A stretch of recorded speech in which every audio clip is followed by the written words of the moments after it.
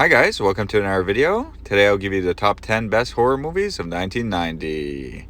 This year was stacked with horror films. It was tough leaving some off, most notably Nightbreed. But what are you gonna do? So sit back, relax, and let the show begin. Number 10 is Leatherface, The Texas Chainsaw Massacre Part 3. Most people don't like this film, but I've always enjoyed it. It had to go through many editing changes and alternate endings to get an R rating. It also has a decent cast, including a young Viggo Mortensen and Ken Foree from Dawn of the Dead. That girl actress is so annoying, though. I love the Texas small-town locations, Leatherface is solid, and the overall atmosphere is excellent. There's some disturbing scenes, but that's to be expected in a chainsaw film. It's a solid film that you should try to watch all versions of the film before deciding if you like it or not. Number 9, Stephen King's It. This was a two-part TV movie directed by Tom Lee Wallace, who worked with Carpenter on Halloween, and also directed part 3 seasons of The Witch. I've loved this movie since I was a kid. Tim Curry is amazing as Pennywise. The beginning scene still creeps me out when he's standing between the sheets, and that Georgie scene is iconic. I love the cast when they're young in the 50s setting, and locations are awesome. And I also love when they're grown up and reunite. The only knock is the ending. It isn't very good, but it's still a fun movie overall that I love. Number 8 is Tales from the Dark Side. This is one of my favorite horror anthology films. It has 3 stories. The first one is Lot 249. It's my favorite of the 3. It has an amazing cast of Steve Buscemi, Julianne Moore, and Christian Slater. It's just a fun mummy story. I love the look and the campus locations. Story 2 is The Cat from Hell, directed by George A. Romero.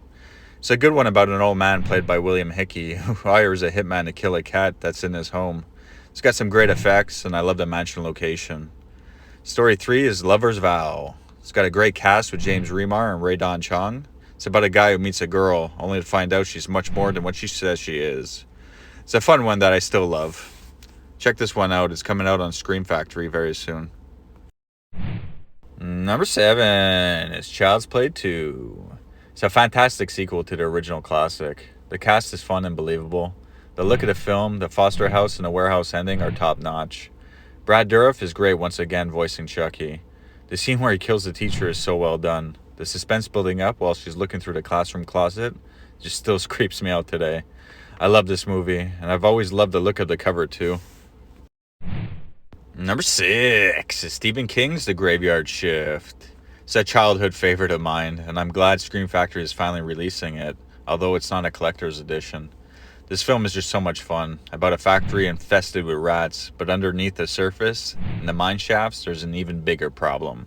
I love the small town factory location, and Mr. Warwick is a legend. What a great performance, with so many quotable lines. Also, Brad Dourif is excellent in his handful of scenes. This is just such a fun movie. Number 5 is Arachnophobia. This film is frightening. Tarantulas creep me out, and this film is so well done. I love the cast of Jeff Daniels, John Goodman, and Julian Sands. The scenes with the Goliath bird-eating spider are terrifying, and the ending where all the spiders swarm the house, oh my god, I just can't, man. The atmosphere is excellent, with many well-crafted scenes that are very effective. I love this film. Number 4 is Jacob's Ladder. I love this film. It's more of a psychological thriller about a man played by Tim Robbins who dies and is making his way through the afterlife. I love the beginning where he's trapped in the train station and he has to walk down the tunnel to get out. Get it? The train tunnel is a metaphor for the tunnel leading to the light at death. It's a fantastic film with awesome atmosphere and imagery. Jacob's Ladder is awesome. Number 3 is The Exorcist 3. This film is amazing, and originally John Carpenter was in talks to direct but opted not to. It would have been interesting to see his version, but still this film is so great. I love the look and overall atmosphere of the film. Some scenes are so creepy, especially the person in white scene. It's so effective. The cast is excellent all around, and that ending conversation scene with Brad Dourif is legendary. The Exorcist 3 is amazing. Number 2 is Tremors. This movie is so much fun. It's another childhood favorite of mine with a great all-around cast fronted by Kevin Bacon and Fred Ward. The small deserted town in Nevada is just such a great setting, and the scenery is top-notch. The creature effects are excellent as well.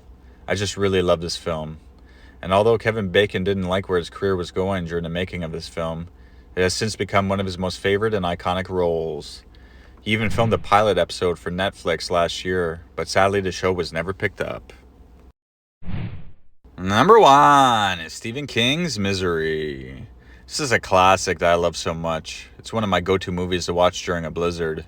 The cast of James Caan and Kathy Bates in her Academy Award-winning role are phenomenal together. I just love the setting and the isolated location. And that scene where she takes a sledgehammer to his feet, it's just so disturbing. This film is fantastic. And James Caan also said that he was fighting a bad cocaine addiction during the making of this film. But I think it adds to his performance. Misery is a classic. Anyway, so that's the list, guys. Let me know what you think. Thanks for watching. Take care. Bye. Going up.